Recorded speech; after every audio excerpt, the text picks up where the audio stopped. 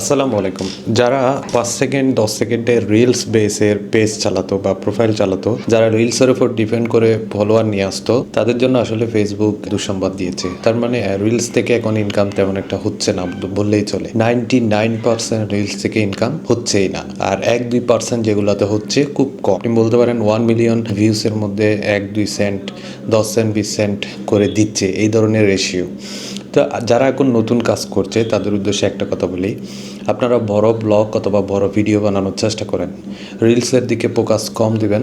Reels থেকে যে ফলোয়ারগুলো আপনারা পাচ্ছেন শুধু রিলসেই দেখবে তারা। সুতরাং বড় বড় ভিডিও 3 মিনিট 5 মিনিট বড় ভিডিও দেওয়ার চেষ্টা করেন। প্রতিদিন আমরা বলেছিলাম 5-6টা ভিডিও আপলোড করতে হবে, পোস্ট আপলোড করতে হবে।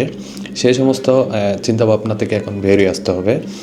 একটা কথা আছে না, quality is better then quantity.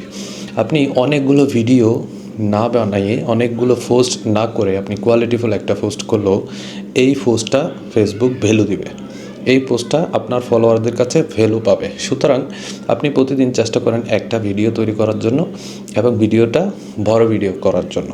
তাহলে আপনার বড় ভিডিও বেস যদি আপনার এই প্রোফাইলটা আগায়, আপনার পেজটা আগায়, তাহলে বড় ভিডিও যারা ইন্টারেক্টেড, যারা বড় ভিডিও দেখে তারা আপনার পেজটাকে ফলো করবে এবং বড় ভিডিও দেখতে দেখতে অভ্যস্ত হবে, আপনার ভিডিওগুলো ভাইরাল হবে।